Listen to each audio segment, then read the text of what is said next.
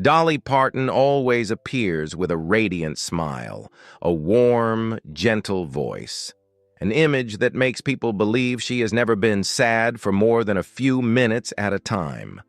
But then you listen to her music, and you realize those songs are not happy at all. They speak of separation, of women left behind, of those who love more deeply than they are ever loved in return. So the real question is, why would the brightest woman in country music spend her entire life writing about sorrow? Dolly Parton has never told the public how fragile she truly is. She never collapses in front of the camera, never turns her wounds into tears to sell the story of her life. Instead, she smiles and lets the music speak the things she never says out loud. This video is not about Dolly Parton's journey to success, not about awards, not about fame. This is a story about how a person learns to survive by becoming the image the world wants to see, while keeping something deeply real for herself. And if you have ever wondered how many smiles in this life are genuine, then perhaps the story of Dolly Parton will make you want to stay until the very last moment. Dolly Parton was born in 1946 in the impoverished mountains of Sevier County, Tennessee, a place where winters lasted longer than meals and church hymns echoed more faithfully than laughter in the kitchen. Her family was large. The house was small. No electricity, no running water.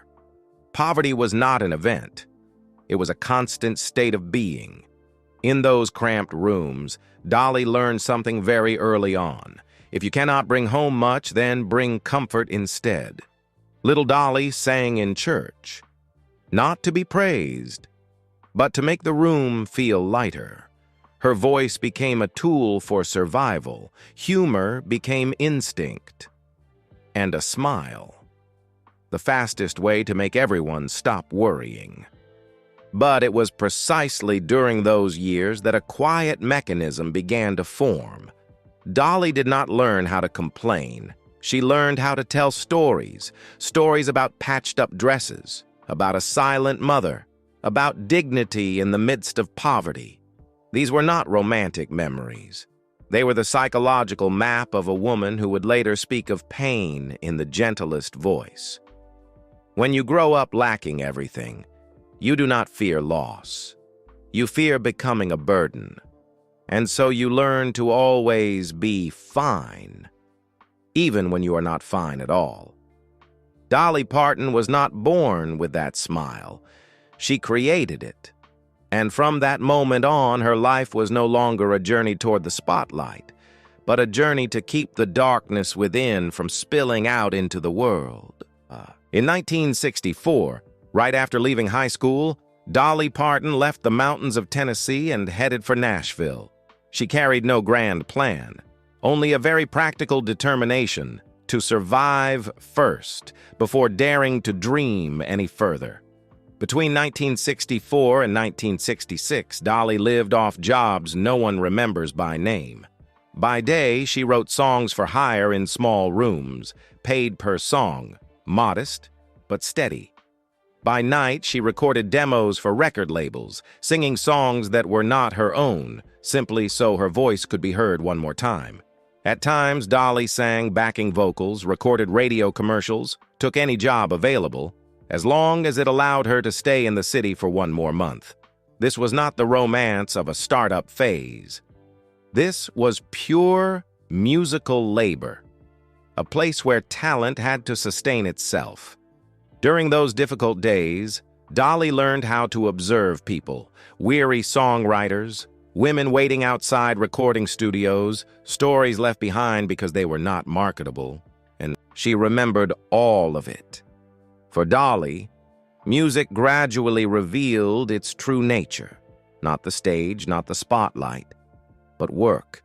Work that kept her from returning to the place she had struggled so hard to leave. In 1967, When Dolly began appearing regularly on Porter Wagoner's television show, her income became more stable. But even then, she did not abandon the habit of writing songs for hire.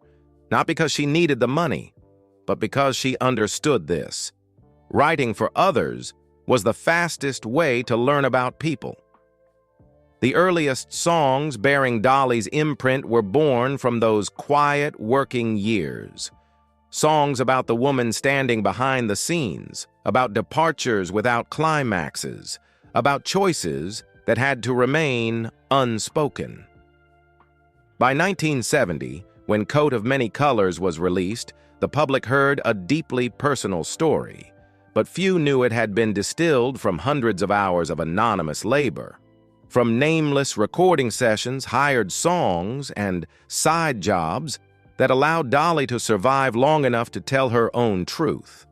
Between 1964 and 1970, Dolly Parton did not chase a dream. She worked in order to earn the right to dream, and that is what later shaped her voice. Never.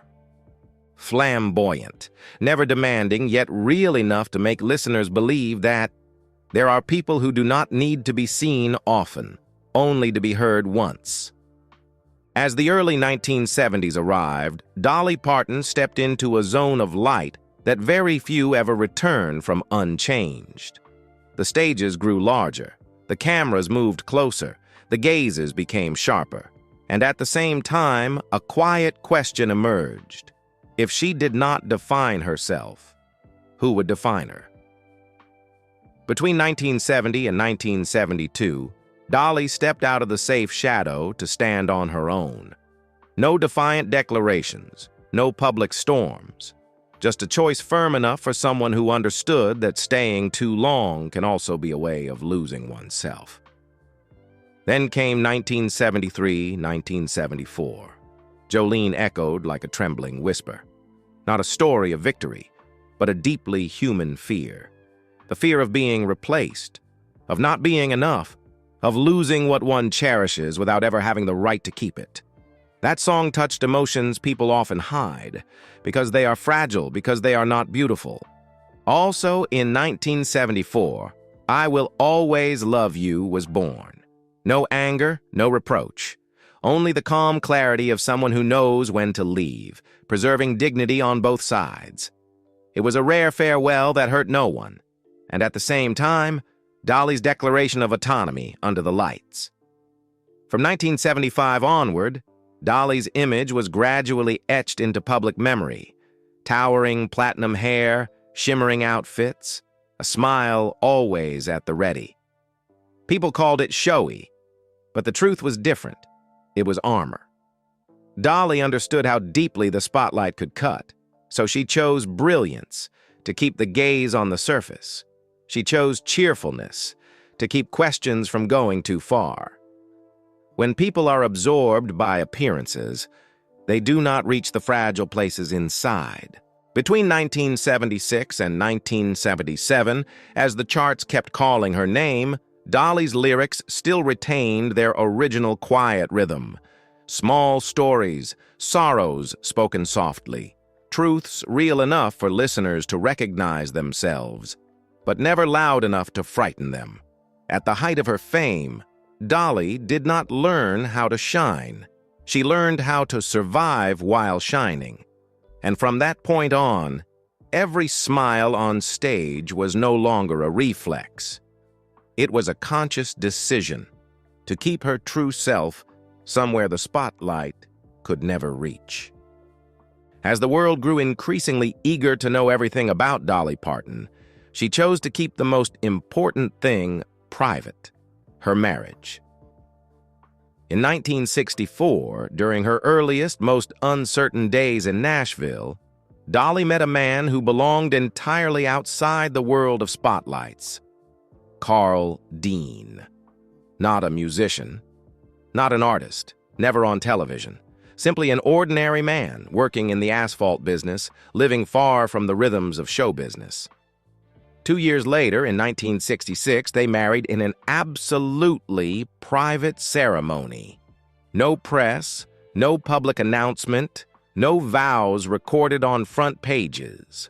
From the very beginning, that marriage was built on an unspoken rule. The spotlight stopped at the front door.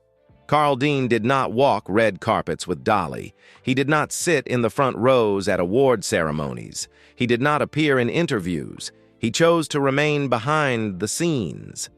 And Dolly respected that completely. While the public knew a radiant Dolly, their real life together was so quiet it was nearly invisible. No children, no display. No turning marriage into a symbol. For Dolly, this was not a lack. It was protection. She understood that fame can devour any relationship if it is left under scrutiny for too long.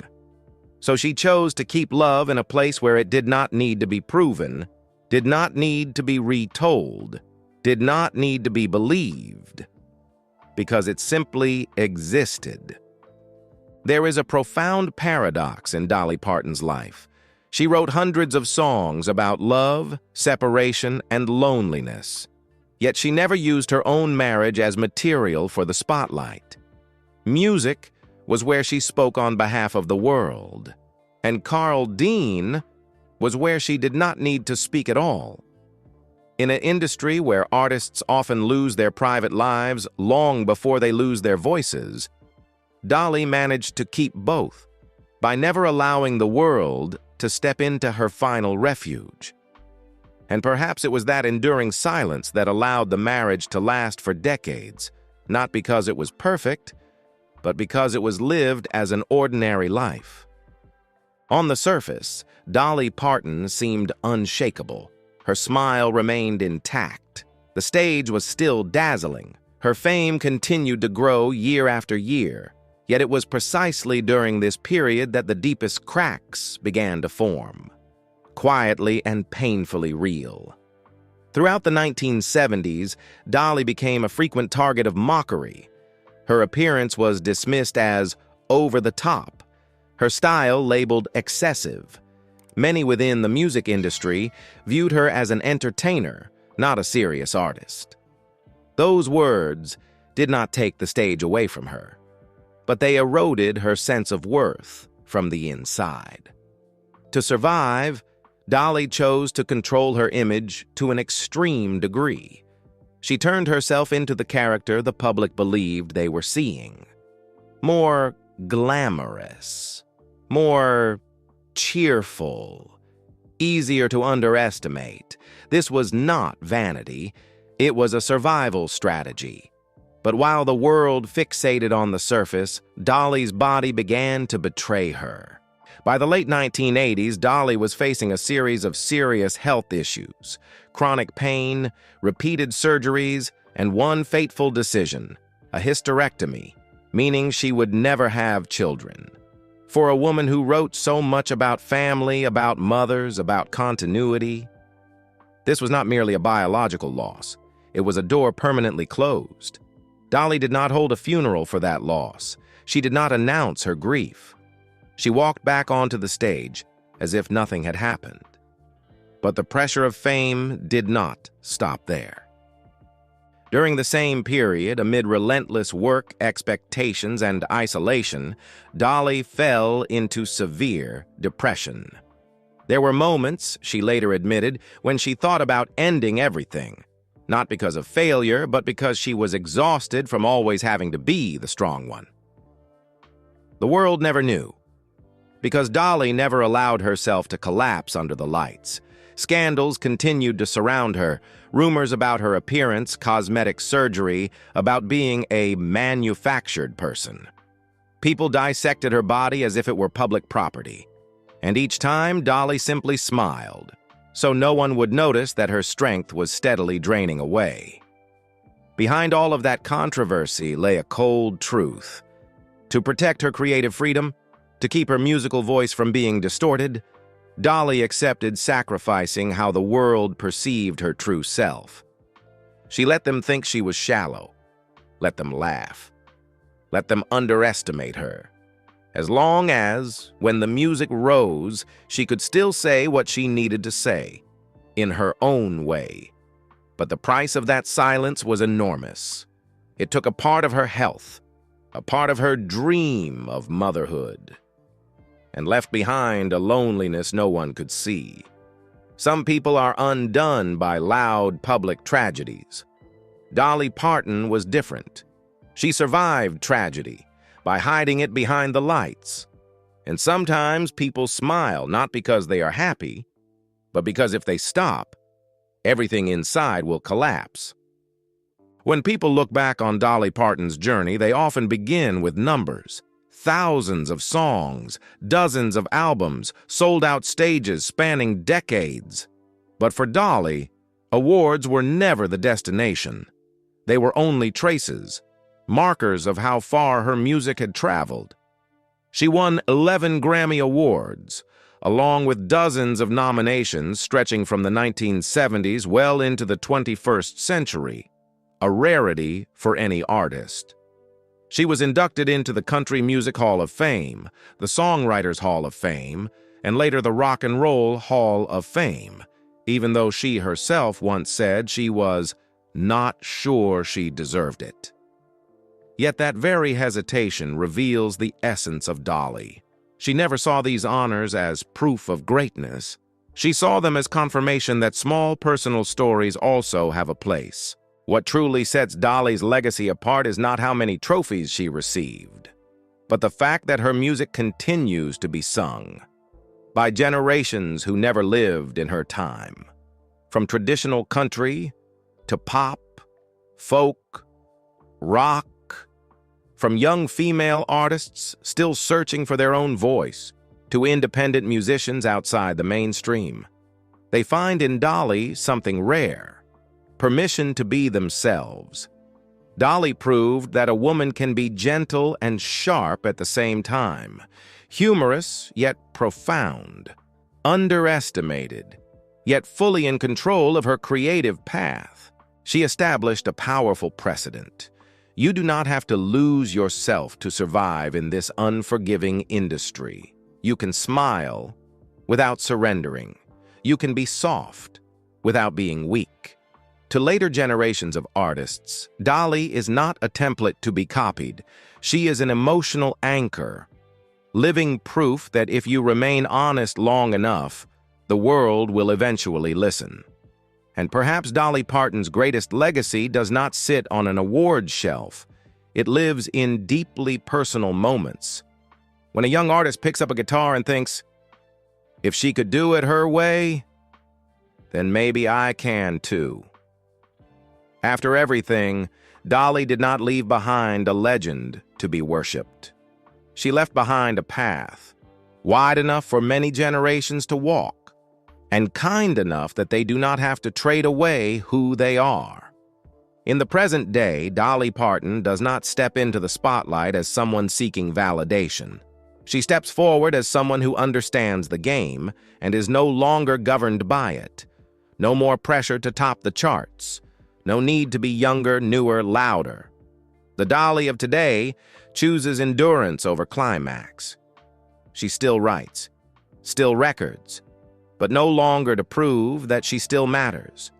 Music now resembles breathing, good to have, but not a cause for panic if it pauses. One change is unmistakable. Dolly now devotes more time to giving back. Education, books, children, things that do not create immediate noise, yet leave an impact far more lasting than any hit song. After decades under the public gaze, Dolly chooses to return to what is essential, not to escape, but to remain with herself. She speaks of her life with calm clarity. She does not romanticize the past. She does not conceal the pain. She simply acknowledges this. She has been through enough to no longer need to run. At this stage, Dolly is no longer a storyteller for the world. She becomes a keeper of the flame. A quiet presence, reminding us that you can survive fame if you do not let it define who you are. Some artists leave the stage with regret. Some depart in silence. Dolly is different. She stays, without taking up space, without competing for the spotlight, without clinging to attention. She simply stands there, a gentle affirmation that After all the losses, a person can still go on living without bracing themselves. And perhaps that is the latest victory, and also the deepest, that Dolly Parton has claimed for herself. As the lights soften, Dolly Parton no longer looks back on the past as a list of achievements. She sees it as a series of choices, some that saved her, some that hurt her, and some that never offered a complete answer. In that quiet space, the question is no longer, what did she achieve? But rather, who did she have to become to get here? There are losses that cannot be measured in words, a body that endured for too long, a dream of motherhood that quietly closed, exhausted nights when the applause was still echoing, while everything inside was already empty. Dolly does not recount these as tragedies. She sets them down, the way one sets down a heavy suitcase after a long journey. She understands that fame does not only take time, it takes away the right to be publicly fragile. And so Dolly learned the hardest lesson of all, to keep sorrow from turning into bitterness, to keep sacrifice from becoming resentment. Looking back, she does not deny the layers of armor she once wore. She does not reject the smiles that once shielded her. She simply acknowledges a deeply human truth. Without them, she might not have made it this far. Dolly's aftermath is not regret. It is reconciliation with her body, with her choices, with what can never be changed. A calm that arrives only when one accepts that. Not every wound needs to be healed in public. Perhaps the greatest lesson Dolly leaves for herself, and for those who listen, is disarmingly simple. You can be strong without being hardened. You can smile without betraying your own emotions. And you can keep moving forward, even when inside there are still quiet spaces without a name. At the end of the road, Dolly does not stand as a legend that needs to be protected.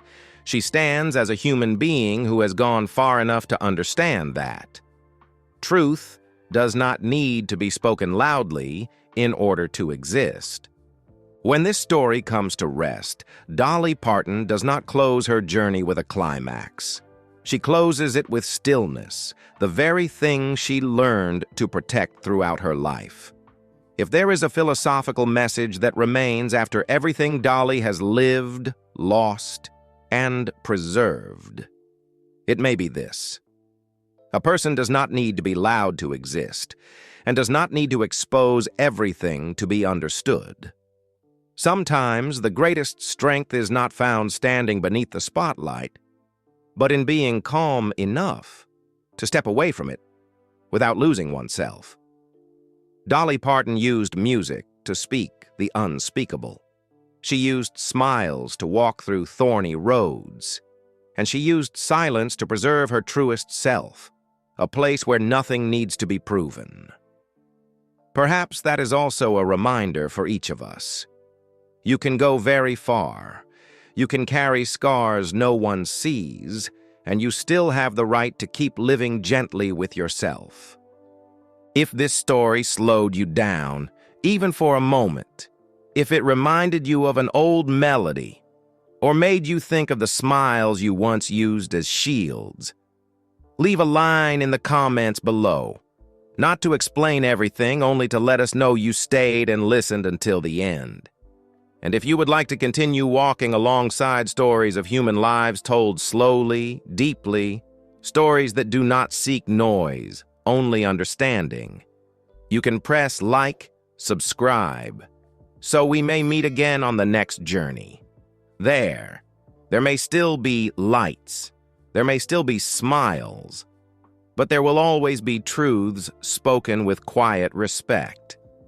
Goodbye, and see you again in the videos to come.